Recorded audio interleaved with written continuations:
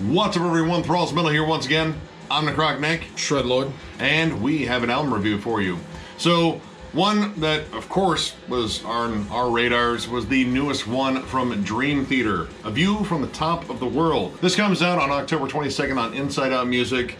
Formed in 1988 in Long Island, New York. This is the band's 15th album, and how much do we really need to go into Dream Theater? I think pretty much everyone knows Dream Theater. They are pretty much prog metal legends. I would say even for a while they were the standard for prog metal.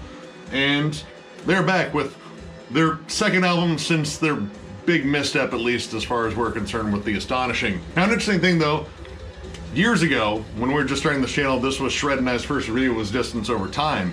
And here we are again, same tandem, going over the follow-up to it.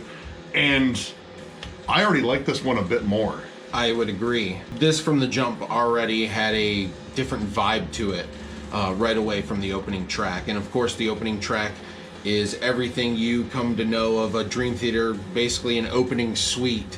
You know, it starts, lulls you in, then it has the big strong orchestral type melody on the guitar, some riffs, some flash, a little bit of this, dash of that, and kind of prepares you for all the chaos and places that you're going to go on this album. And chaos, I think, is an operative word, because I was really reminded of Systematic Chaos just in terms of the long opening, in terms of the opening track on that one. It kind of just goes everywhere, and I love the fact that it just starts. It does not, you know, try to build up with some like large, lavish intro or anything like that. It just goes. There's a turnover, and we're into riffs. And honestly, with the first two tracks, Answering the Call and The Alien, there was just sort of a return to like heavier material, like again, riff focused, but there's an added punch, I think, to the guitars. They sound just, I don't know, it sounds more confident, I think. Yeah. Like right from the rip.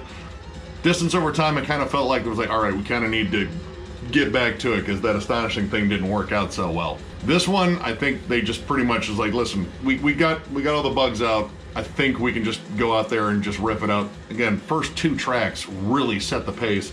And heavy is a thing that I think definitely returns, especially with Awaken the Master and the fiercely down-tuned chug-a-thon that starts off with. 7-string madness immediately. It's easily one of the heaviest riffs on the entire album, is the opening riff for that, for sure. And it maintained its heavy and chunk throughout. Sometimes you'll get a song that starts with some heavy riffing going on, and then of course they'll break into a more progressive melodic part.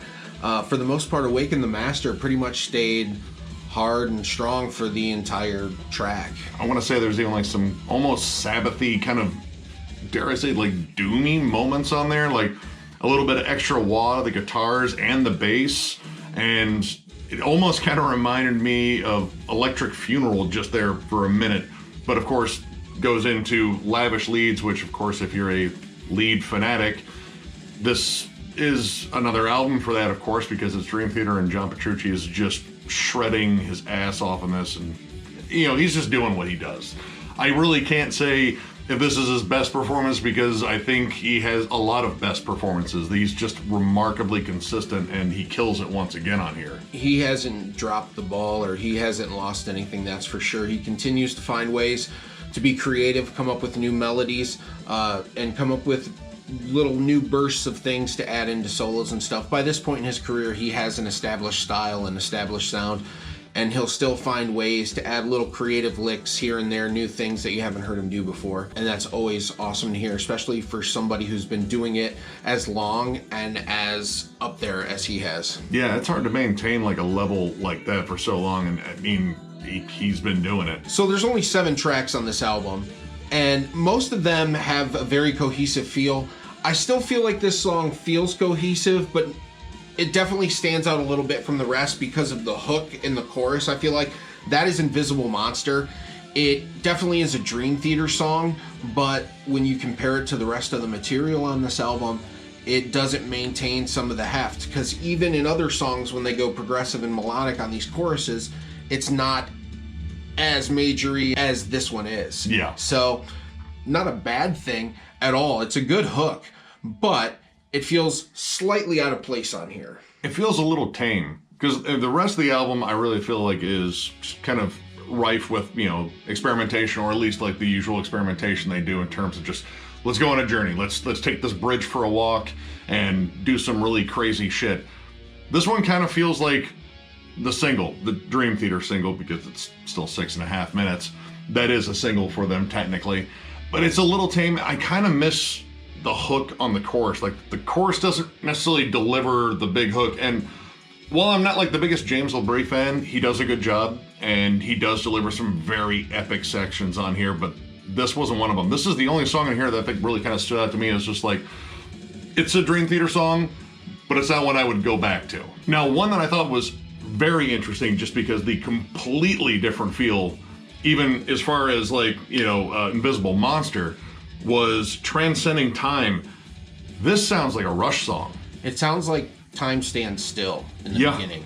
80s Rush hard. Yep, dude, that was instantly what I got right away. The keys have that sort of 80s synth that Rush had.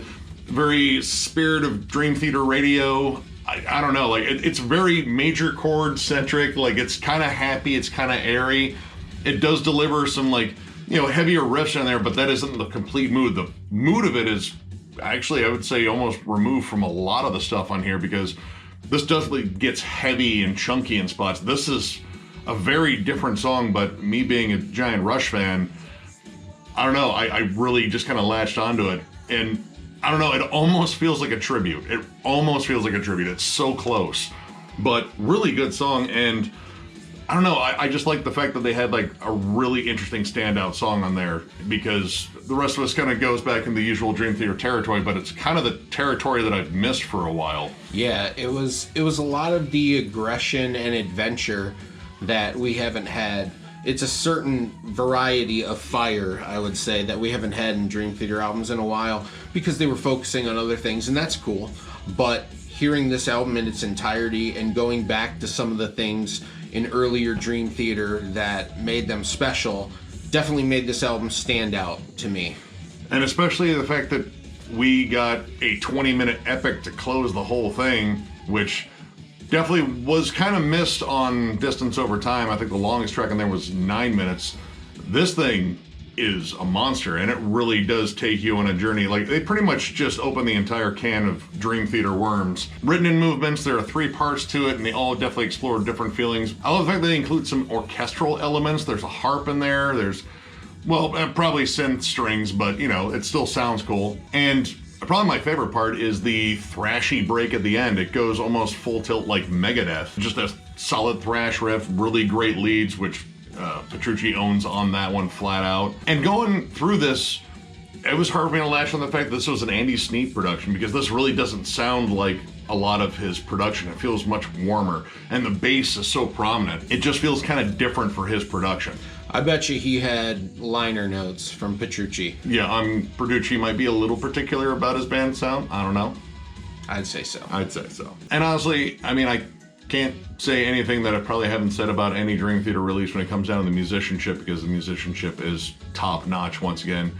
As much as I miss Portnoy, Mangini is a beast. He does an incredible job. There's some really cool tribal rhythms he brings in on Answering the Call, and a lot of almost djenty polyrhythms, but he does it incredibly well. And again, transitions and how they just move along the songs.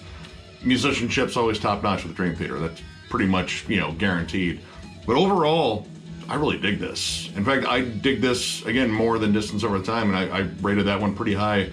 This one I think is better, but I think still kind of in the same realm for me, so I think I'm going to give it 4 stars.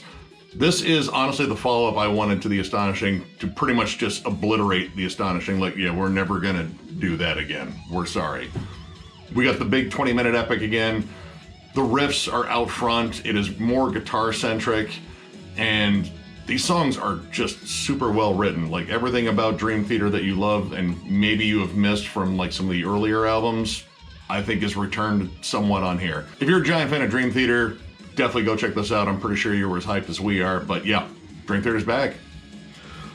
4.5 out of 5. This is the album I've been waiting for since Systematic Chaos. This is in that ballpark for sure. I love that they returned to the riffs. I love that they returned to the heaviness, and they cut back a little bit on exploring some of the melodic passages. Not that the melody is bad, but Dream Theater sometimes has some of those more majory choruses, and when you have all those majory parts, it definitely takes away from the heaviness, even when you have some hefty guitars there. So to hear them stay a little bit more somber and a little bit more riff driven and heavy, this is a release that I've been waiting for them to do for a long time. So 4.5 out of 5. I like this album a lot, and I look forward to what's next, because these guys will probably keep going for another 20 years. Hopefully a tour. I need to see them still. So if you enjoyed this review, give it a thumbs up. And if you are new to the channel, subscribe, because we do stuff like this all the time. We're also on Patreon. If you'd like to help us out there, there will be a link down below. And we still have shirts for sale. If you would like one, hit us up on thrallsmetal@gmail.com. Send us a message, put shirts in it, and we will get back to you and hopefully sell you a shirt. Thank you guys for watching so much. Thank you for getting us past the 7,500 mark. We are still waiting to hear from the winner, so hopefully he gets back to us. Beansicle 1, we are still waiting to hear back from you. Just get a hold of us at thrallsmetal@gmail.com. I'm not going to flash it up there again. You already saw it if you were watching. Get back to us and we can get you your stuff. So with that, I thank you all very much, and we will catch you later.